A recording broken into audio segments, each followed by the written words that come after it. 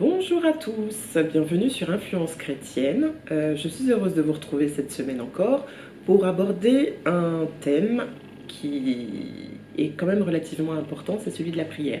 Alors on va l'aborder aujourd'hui, mais plutôt de manière pratique. Voilà, je ne vais pas vous dire comment exactement il faut prier, je ne vais pas vous... Voilà, je pense que ça, ce sont des points qu'on abordera un petit peu plus tard.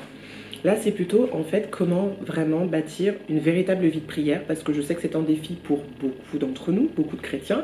Ça l'a été aussi pour moi pendant quand même très très longtemps. J'avais du mal à être assidue en fait dans la prière. C'était assez compliqué parce que je me demandais comment je devais prier, combien de temps, qu'il y avait peut-être une manière particulière de faire.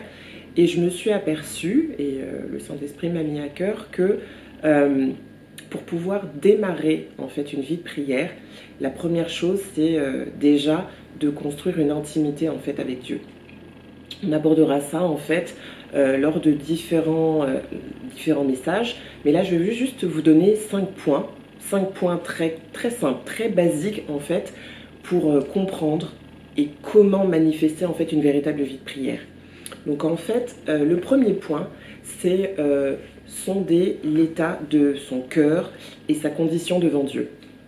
On en a déjà parlé, il s'agit de la repentance, c'est déjà connaître ses défauts et ses péchés. Alors soyons clairs, ce n'est pas un gros mot, donc des péchés, c'est juste en fait la mauvaise conduite qu'on peut avoir par rapport au standard de Dieu. D'accord? Et pouvoir justement s'en repentir de manière sincère. Ça, c'est le premier point. Et puis, admettre que sans Dieu, on ne peut rien faire. Sans lui, on ne peut y arriver. On a beau se dire qu'on a la force d'y arriver, qu'on a la volonté de le faire. La vérité, c'est que sans lui et sans son esprit avec nous, il est très difficile en fait de s'attacher à la prière de manière permanente, constante, et même de trouver les mots nécessaires, les mots qu'il faut en fait pour la prière. Et pour cela, on a besoin donc de lui donner le contrôle de tous les aspects de notre vie pour que le Saint-Esprit puisse intervenir et qu'il puisse nous apprendre à prier, comment prier et quel sujet prier. On doit mourir à soi-même. La Bible le dit dans Galates 2, verset 20. Je vais vous les dire dans les deux versions, donc la version Louis II, et je vais vous la donner aussi dans la version Parole de vie pour que ce soit vraiment plus simple. Il dit: j'ai été crucifié avec Christ, et si je vis, ce n'est plus moi qui vis, c'est Christ qui vit en moi. Je vous le donne dans l'autre version. La version Parole de vie dit, donc au verset 20, je vis, mais ce n'est plus moi qui vis, c'est Christ qui vit en moi. Maintenant, ma vie humaine, je la vis en croyant au Fils de Dieu qui m'a aimé et qui a donné sa vie pour moi.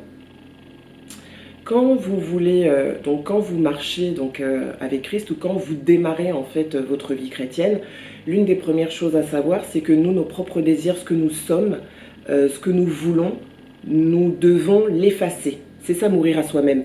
On doit nous pouvoir nous effacer pour laisser en fait l'Esprit de Dieu prendre le contrôle et nous guider. Voilà. Donc, le premier point, j'avais dit, c'est sonder l'état de son cœur, d'accord, et sa condition devant Dieu. Deuxième point, c'est lire la Bible, lire la parole de Dieu. Parce que pour bâtir une vie de prière véritable et efficace, victorieuse, on a besoin en fait de connaître qui est Dieu. Qui est Dieu? Et c'est important parce que la prière, c'est juste un pan, un élément de notre intimité avec lui. Et c'est une chose un point sur lequel je reviendrai pendant plusieurs messages. Je vous parlerai toujours de deux choses. Du cœur, toujours, qui est très important, l'état de notre cœur, et l'intimité avec Dieu. Parce que c'est de l'intimité avec Dieu que dépend tout le reste. Vous avez du mal à lire la Bible, vous avez du mal à prier, vous avez du mal à méditer, vous avez du mal à vous empêcher de commettre certaines fautes, certains péchés. Je vous assure que le point central, vraiment la base, le fondement, voilà, la fondation de votre vie chrétienne, la fondation en fait de votre marche avec Dieu, la fondation en fait de votre obéissance à Christ, elle vient de l'intimité que vous allez avoir, que vous allez développer avec lui. Donc c'est pour ça que je n'insisterai jamais assez. C'est cette intimité-là qui va vous permettre d'être obéissant. C'est cette intimité qui va vous permettre de marcher dans la sanctification. C'est cette intimité qui va vous donner l'envie de le découvrir et donc de lire la parole. C'est cette intimité qui va vous conduire à méditer sa parole pour aller plus en profondeur. C'est vraiment la base de tout. Donc on y reviendra plus tard. Donc lire la Bible, c'est important pour connaître Dieu, d'accord, pour bâtir une relation solide avec lui, pour connaître sa volonté en fait et lui obéir. Alors connaître sa volonté parce que dans cette Bible, vous trouvez tout ce dont vous avez besoin pour votre marche chrétienne, absolument tout. Vous avez un problème, quel qu'il soit, vous allez trouver une parole dans la Bible. Dieu a des promesses pour nous. Si vous êtes malade, si vous désirez un enfant et que vous avez du mal à en avoir, vous avez du mal à trouver un travail, vous avez des problèmes dans vos finances, vous avez des problèmes intérieurs de colère, de manque de pardon, ou voilà, des blessures de l'âme qui ne sont pas encore guéries, je vous assure que dans cette Bible-là, vous allez trouver en fait tout ce dont vous avez besoin. Mais je m'égare un peu. On en parlera encore dans une autre vidéo, il y a tellement de choses à dire. Et donc, vous avez besoin de lire cette parole pour connaître ses promesses, justement. Ses promesses de guérison, ses promesses de richesse, ses promesses pour vous aider même dans votre vie de prière. Voilà, dans tout ça, toutes ces choses-là, toutes ces promesses, vous les trouvez dans la Bible. Donc, le troisième point, c'est prier. Prier. Donc, pour bâtir une véritable vie de prière, bien sûr, il faut essayer, il faut prier, il faut s'y mettre, mais déjà prier, c'est prier. Pour prier de manière efficace, il faut le faire sur la base de sa parole. Pour connaître sa parole, forcément, je l'ai dit au point précédent, il faut la lire pour savoir qui il est, mais pour savoir toutes ses promesses. Et quand vous invoquez ces promesses dans la prière, Dieu est lié à sa parole. Donc si vous lui dites que dans sa parole, il a déclaré telle ou telle chose, Dieu est lié à sa parole. Et Dieu, si vous marchez dans la sanctification, donc si vous marchez avec les bonnes attitudes qu'il attend de vous, enfin de nous, il est lié et il vous exauce. Donc vous devez prier pour vous rapprocher de Dieu, parce que en fait c'est au travers de la prière aussi que vous allez tisser une intimité avec lui. Vous allez lire la parole pour le connaître, pour le découvrir, un peu comme voilà, dans le monde naturel, vous rencontrez quelqu'un, vous avez besoin de le découvrir en fait avant que votre amour commence à naître et qu'il grandisse. C'est pareil avec Dieu. Dans le début de votre marche chrétienne, souvent, vous ne connaissez pas Dieu, vous ne savez pas qui il est, vous ne connaissez pas l'amour en fait qu'il a manifesté pour tous les êtres humains. Donc la première chose que vous allez faire quand vous cherchez une information, c'est d'abord, quand vous voulez avoir une information, c'est d'abord chercher. Je ne sais pas, aujourd'hui vous avez besoin d'une information sur tel ou tel thème, vous allez chercher en fait sur Internet. Là c'est pareil, sauf que là c'est pas Internet. C'est dans la Bible en fait qu'il faut aller le chercher. Ensuite, il va venir dans votre vie, il va commencer à agir, et après, cette relation que vous allez commencer, démarrer avec lui, que vous allez tisser avec lui, il va falloir la nourrir, il va falloir que vous veniez dans l'intimité de la prière avec lui pour lui parler. Parce que la prière, c'est aussi une conversation. La prière, c'est un abandon, parce que vous sondez l'état de votre cœur, donc le premier point. La prière, c'est une rencontre, et vous la faites au travers de la lecture de la Bible. Et la prière, c'est aussi venir dans l'intimité avec lui, et c'est une conversation. Parce que même si vous avez l'impression que prier, c'est vous parler dans le vide, ce n'est pas le cas. Dieu vous entend. Et il vous répond.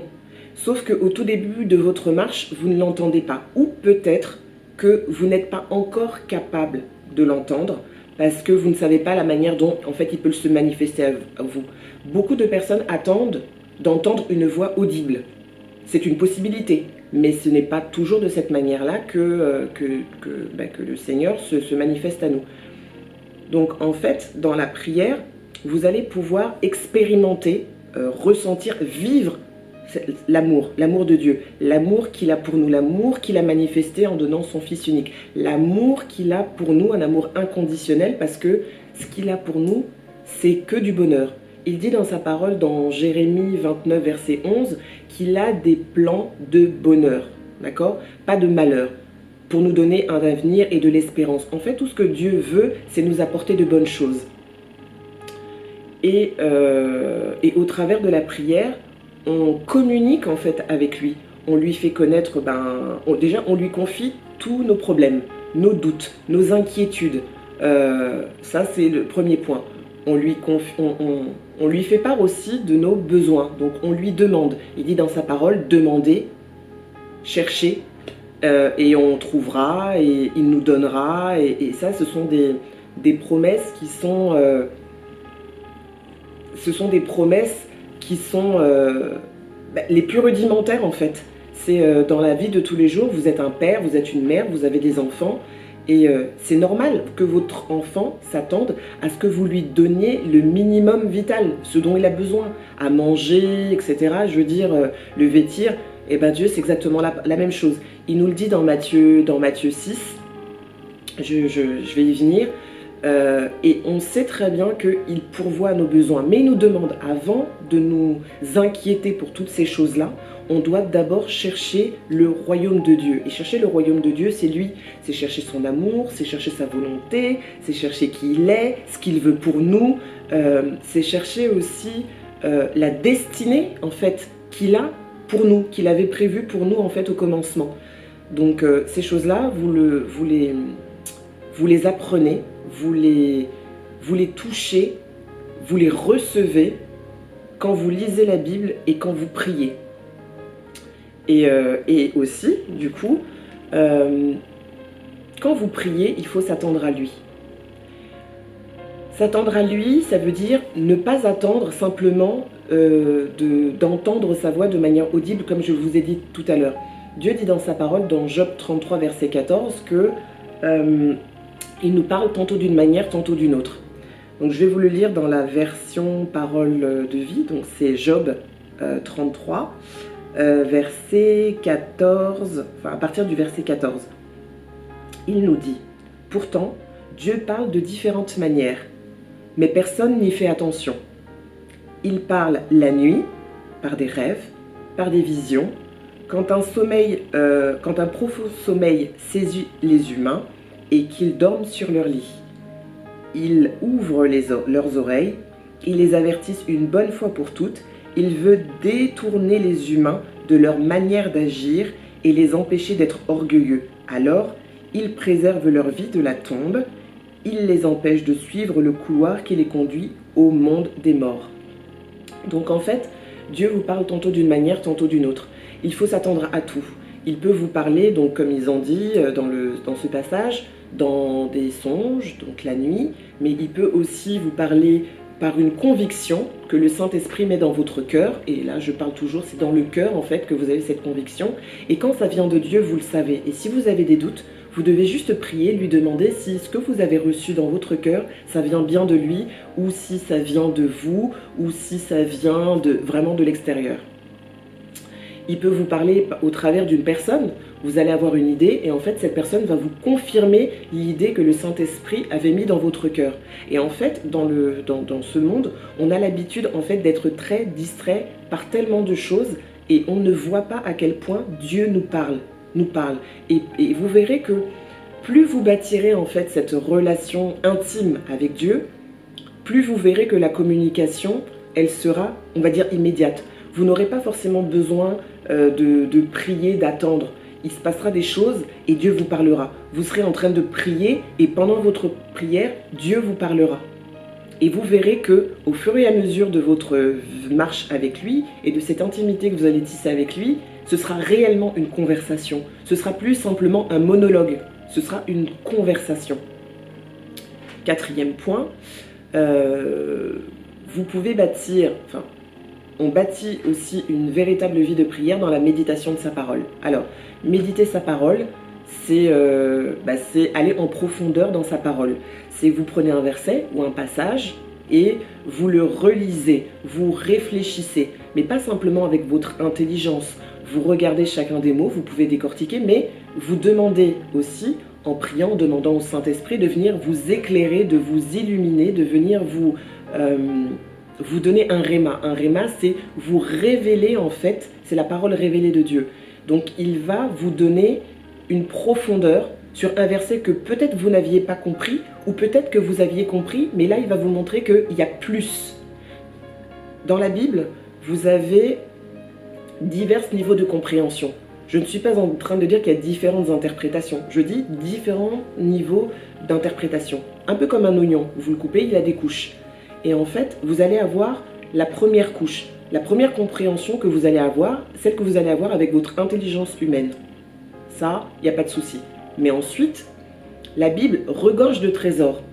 Peut-être que sur ce passage-là que vous allez lire et que vous allez comprendre, il y a encore plus à comprendre, un peu comme quand vous parlez premier degré, deuxième degré, etc. Ben là, c'est exactement pareil. Il y a une couche supplémentaire qui vous permet d'aller en profondeur dans la compréhension. Et parfois, il y a encore plus que ça. Il y a différents degrés, en fait, de profondeur dans la parole de Dieu. Et plus vous passerez du temps à lire la parole, à prier et à la méditer, et vous verrez que le Saint-Esprit vous révélera des choses que vous n'aviez même pas vues, que vous n'aviez même pas compris de cette manière-là. Et vous saurez que c'est la vérité parce que ce sera l'Esprit de Dieu qui aura mis ça dans votre cœur. Ce ne sera pas votre intelligence, ce ne sera pas votre interprétation, ce sera l'Esprit de Dieu qui agira en vous. Voilà. Et puis dernier point pour bâtir une véritable vie de prière, c'est rendre grâce. On demande souvent des choses à Dieu, et on oublie souvent de se repentir et de remercier. Et ce sont les points sur lesquels j'aimerais vraiment insister aujourd'hui. Rendre grâce, c'est important. Parce qu'en fait, Dieu dit dans sa parole que si vous savez être reconnaissant dans les petites choses qu'il vous donne, vous le serez encore davantage dans les grandes choses. Et il ne veut pas vous donner quelque chose de grand si vous ne savez même pas être content, le remercier pour ce que vous avez déjà. Voilà. Donc, vous devez lui rendre grâce pour les choses matérielles qu'il vous donne. Même le fait de manger, même si c'est un besoin qu'il est censé vous donner parce que c'est votre père, ne prenez pas ça comme un acquis et prenez le temps vraiment chaque jour de le remercier en fait pour tous les bienfaits. Le remercier pour le simple fait d'être en vie, de vous lever le matin parce que vous ne savez pas le nombre de personnes qui ne voient pas un nouveau jour se lever. Donc le remercier pour ça, le remercier pour toutes les choses matérielles qu'il vous donne, pour toutes les choses immatérielles, pour la chance que vous avez d'être enfant de Dieu, qu'il vous ait adopté, pour le simple fait de pouvoir parler de lui, de pouvoir prier, pour tisser une intimité avec lui, pour toutes les choses aussi qu'il a faites quand vous étiez, par exemple, vous étiez lié par certains péchés, par exemple la colère, je ne sais pas, l'absence de pardon, vous n'arriviez pas à pardonner lorsqu'on vous offensait, lorsqu'on vous faisait du mal. Et peut-être que dans votre marche, au fur et à mesure de votre relation avec Dieu, de cette intimité que vous allez créer avec lui, il va en fait mettre ça dans votre cœur et vous allez pouvoir guérir de ces choses-là, guérir des blessures du passé. Il va vous apprendre en fait à pardonner et toutes ces choses-là. Il faut aussi lui rendre grâce pour ça parce que c'est pas quelque chose qui est naturel. Et ne pensez pas que ça vient forcément de vous. Notre intelligence, notre sagesse, toutes ces choses-là viennent de lui, pas de nous. Et savoir aussi lui rendre grâce pour les épreuves qu'on traverse. Alors, oui, certains pourront se dire, c'est un petit peu curieux de dire ça, mais je vous assure que même dans l'épreuve, vous pouvez recevoir des bénédictions. Parce que dans l'épreuve, Dieu va vous façonner, va façonner votre caractère et il va vous permettre en fait de vous fortifier. Vous allez être plus fort au fur et à mesure des épreuves. Alors oui, on n'est jamais content réellement au tout début quand on ne comprend pas comment ça fonctionne. On n'est jamais content en fait de recevoir des épreuves, mais en fait, croyez-moi, des bénédictions, de nombreuses bénédictions peuvent vous attendre dans les épreuves, dans les déserts et dans les tempêtes qu'on rencontre. Alors, dans la version Parole de vie, Jacques 1, donc versets 2 à 4, nous dit « Mes frères et mes sœurs chrétiens, quand vous rencontrez des difficultés de toutes sortes, soyez très heureux. Vous le savez, si votre foi reste solide dans les difficultés, celle-ci vous rend plus résistant. Il faut que vous résistiez jusqu'au bout, alors vous serez vraiment parfait et vous ne manquerez de rien. » En fait, voilà. Il faut savoir en fait remercier le Seigneur même dans les épreuves parce que même si c'est pas toujours très drôle de vivre certaines difficultés, il y a une grande bénédiction en fait derrière que Dieu nous réserve.